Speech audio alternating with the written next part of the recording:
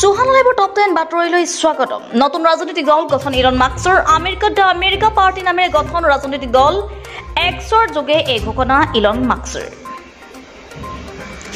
ৰাষ্ট্ৰীয় ঘাইপথৰ বিশেষ অংশত 50% টোল কৰ হ্ৰাসৰ নিৰ্দেশ। সুৰংগ দলং উৰণ সেতু আৰু ইলেভেটেড ষ্টেট থকা অংশত হ্ৰাস হ'ব টোল কৰ। মিজোৰামৰ চাম্ফাইত বিদ্ৰোহী গোটৰ মাজত গুলিয়াগুলি। বিদ্ৰোহী গোট CNDF-CDFৰ মাজত যুদ্ধ সদৃশ পৰিৱেশ। গুলিয়াগুলিত নিহত লাল মোৱাক মাইৱা নামৰ এজন লোক।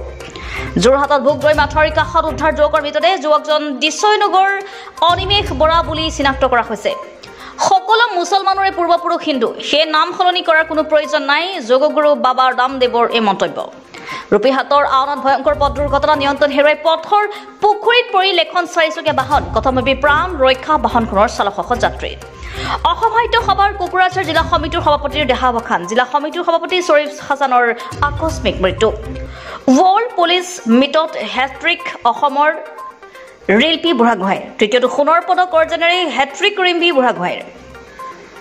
পৱন হাজৰিকাৰ মৃত্যুৰে জড়িত আৰু এজনক গ্ৰেপ্তাৰ। পাটনাৰ পৰা আন এটা অভিযুক্ত গ্ৰেপ্তাৰ দিছপুৰ আৰক্ষীৰ। বিটিআৰ স্থায়ী শান্তি বিকশিত বিটিআৰ বাবে আমি নিৰ্বাচন খেলিম, কোনো শত্ৰুৰ বিৰুদ্ধে আমি নিৰ্বাচন নেখেলো, এই মন্তব্য দিলীপ শইকীয়াৰ। আৰু এয়া আছিল সুহানা লাইভৰ টপ 10 বাতৰি। এনেধৰণৰ বাতৰিসমূহ পাই থাকিবলৈ চাই থাকিব আপোনালোকৰ প্ৰিয় চেনেল সুহানা লাইভ।